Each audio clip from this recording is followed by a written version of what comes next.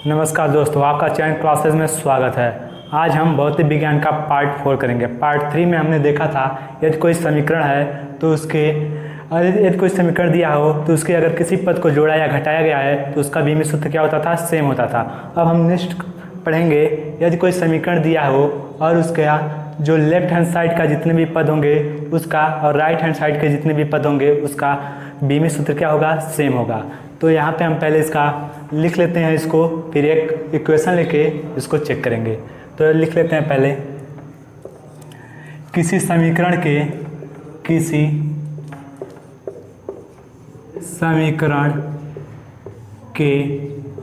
Left hand side का बीमीय सूत्र right, किसी समीकरण के लेफ्ट हैंड साइड के प्रत्येक पदों का बीमी सूत्र, लेफ्ट हैंड साइड के प्रत्येक पदों का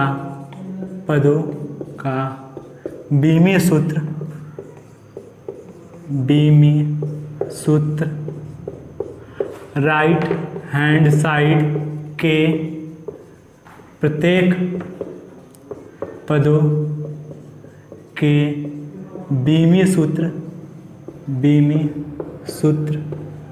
समान होता है।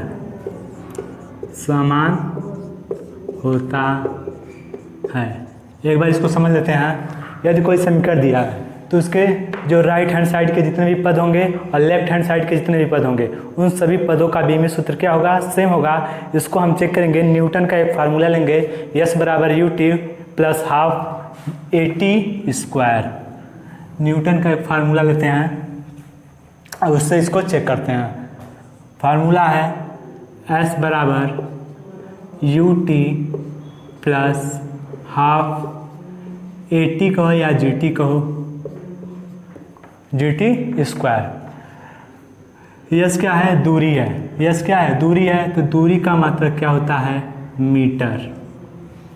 यू चाल है, इसका मात्रक होगा मीटर प्रति सेकेंड। टी क्या है, टाइम, इसका मात्रक होगा सेकेंड। 1/2 कांस्टेंट है, इसको छोड़ देंगे। जी इसका मात्रक क्या होता है, मीटर प्रति सेकेंड स्क्वायर। टाइम टी, इसका मात्रक सेकेंड, लेकिन इसमें पावर 2 है तो सेकेंड पे पावर भी कितना हो जाएगा, 2। ये मात्रक लिखे हैं, ऐसा सेकंड पे पावर 2 इसलिए लिखे हैं ताकि बीमी सूत्र, या इसका मात्रक केवल लिख लो सेकंड। मात्रक क्या होता है, सेकंड। टाइम का मात्रक सेकंड। अब इसके बाद हम इसका बीमी सूत्र लिखते हैं। ये मीटर लंबाई है तो लंबाई के लिए क्या लिखेंगे, कैपिटल L। ये हो गया लंबाई का बीमी सूत्र। अब यहाँ पे बराबर है, ठीक है, बराबर लिख देते हैं। मीटर प्रति सेकेंड, मीटर का होगा लंबाई L और सेकेंड टाइम है, टाइम के लिए T लिखेंगे। नीचे है, जब ऊपर जाएगा तो T पे पावर -1। फिर इसके साथ ही साथ यहाँ पे सेकेंड भी है तो सेकेंड का भी लिख लेंगे इसमें। T सेकेंड का क्या हो जाएगा, केवल टाइम T ऊपर है, माइनस लगाने की कोई ज़रूरत नहीं है। हाफ, इसके बाद प्लस हुआ है तो यहाँ पे प्लस भी लिख सकते हो। हाफ छोड़ देंगे। G मीटर प्रति सेकेंड स्क्वायर, तो मीटर का बीमी सूत्र कितना हो जाएगा, L। सेकेंड स्क्वायर यानी T ऊपर जाएगा, इस पर -2। फिर सेकेंड, अब यहाँ पे देखें T पे स्क्वायर है तो ये सेकेंड पे क्या हो जाएगा, यानी टाइम पे स्क्वायर हो जाएगा, T पे 2 हो जाएगा। यहाँ पे T पे क्या था, 2 घात था तो यहाँ पे भी हम 2 घात लिखते हैं। अब देखते हैं क्या इसका बीमा और इसका बीमा सब सेम आना चाहिए। क्यों, क्योंकि ये राइट हैंड साइड का पद है, ये लेफ्ट हैंड साइड का जितने भी पद हैं ये सब क्या आएंगे, सेम आएंगे। तो इसका L है लेंथ, दूरी, और रियल T पे पावर -1 और यहाँ पे +1 है, यानी माइनस और प्लस कैंसिल हो जाएगा, L ही होगा। और यहाँ पे देखें T पे पावर -2, यहाँ पे +2, -2 और +2 कैंसिल, यहाँ से भी हमारा कितना बचेगा, L। अब यहाँ पे देख रहे हैं जो S का बीमा है वही UT का बीमा है और वही GT² का बीमा है। हाफ से कोई मतलब नहीं है, इससे कोई मतलब नहीं है। तो यहाँ से हम कह सकते हैं कि किसी समीकरण के जो लेफ्ट हैंड साइड है उसके सभी पदों का बीमा राइट हैंड साइड के सभी पदों के बीमे से समान होता है, यानी सभी पदों का बीमा क्या होता है, समान होता है। तो ये दूसरा कंसेप्ट था। अब हम तीसरा देखेंगे।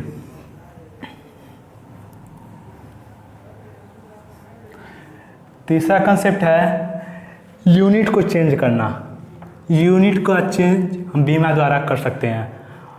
अगर हमको निकालना है 1 न्यूटन बल में कितना डाइन होता है, कितना डाइन होता है, तो 1 न्यूटन किसका मात्रक है, फोर्स का, किसमें, एसआई यूनिट में। एसआई यूनिट में फोर्स का मात्रक न्यूटन और सीजीएस यूनिट में फोर्स का मात्रक डाइन होता है। तो हमको बताना है 1 न्यूटन में कितना डाइन होता है। इसको निकालने के लिए हम देखेंगे कि न्यूटन क्या है, फोर्स है, तो फोर्स F इंटू एम। तो यहाँ से हम फोर्स का क्या निकाल लेंगे, बीमा। एम का मास है कैपिटल एम, ए का कितना होगा, मीटर प्रति सेकंड स्क्वायर, यानी L T पे पावर -2। दोनों को मिला दें तो M L T पे पावर -2। ये हो गया इसका बीमा। अब इसके बाद हम एक फार्मूला यूज करेंगे, जो फार्मूला है N1 μ1 इक्वल टू N2 μ2। यहाँ पे N1 मतलब 1 न्यूटन, यानी कि संख्यात्मक मान 1 न्यूटन 1, और N2 होता है जो μ1 होता है जो वो क्या होता है, मात्रक। सिंपल समझो, जो N1 होता है वो संख्यात्मक मान और μ1 होता है वो मात्रक होता है। जैसे यहाँ पे हम लिख दे रहे हैं सही से, जो N1 होता है वह एक साइड का संख्यात्मक मान होता है, संख्यात्मक मान, और जो μ1 होता है वह उसी साइड का क्या होता है, मात्रक होता है, मात्रक। N1 उसी साइड का, यानी एक साइड का संख्यात्मक मान, और μ1 उसी साइड का मात्रक। इसी तरह N2 दूसरे साइड का क्या होगा, संख्यात्मक मान, संख्यात्मक मान, और μ2 इसी साइड का मात्रक होगा, मात्रक।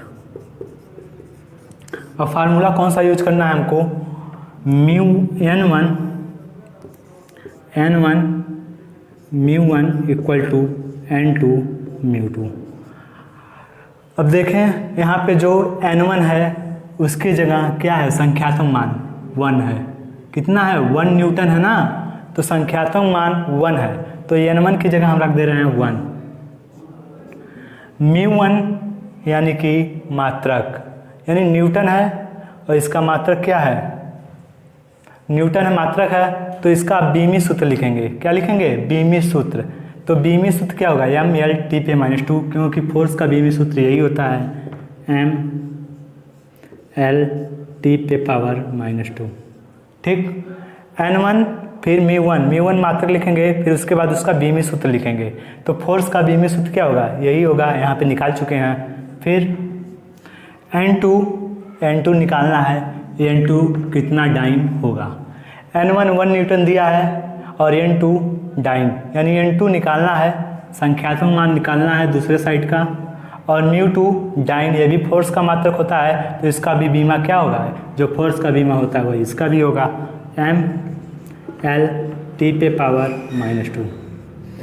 अब हमको μ2 निकालना है, तो इसको ML T पे पावर 2 को इधर लाते हैं। अब यहाँ पे 1 लिखने की ज़रूरत नहीं है, क्योंकि 1 से गुणा होगा तो वही होगा, ML T पे पावर -2। इसको नीचे यहाँ पे भेजते हैं, तो ये भी यही है, ML T पे पावर -2 और N2। अब इसके बाद इसको हटा देते हैं।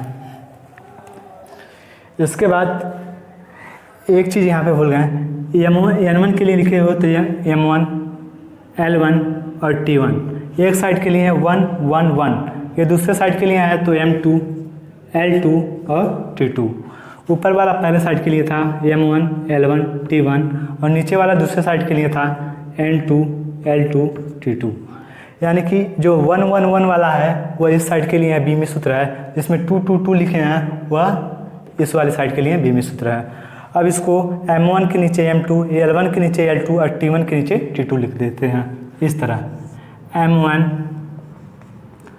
अपान M2, ठीक, L1 अपान L2, L1 अपान L2, फिर T1 अपान T2, T1 अपान T2, लेकिन इस पर पावर कितना है, -2 है, -2 पावर है, तो टोटल पे -2, इस पे कितना था, L1 अपान L2 पे 1 था, तो 1 ऐसे ही 1 ऐसे ही, 1 को लिखो चाहे ना लिखो।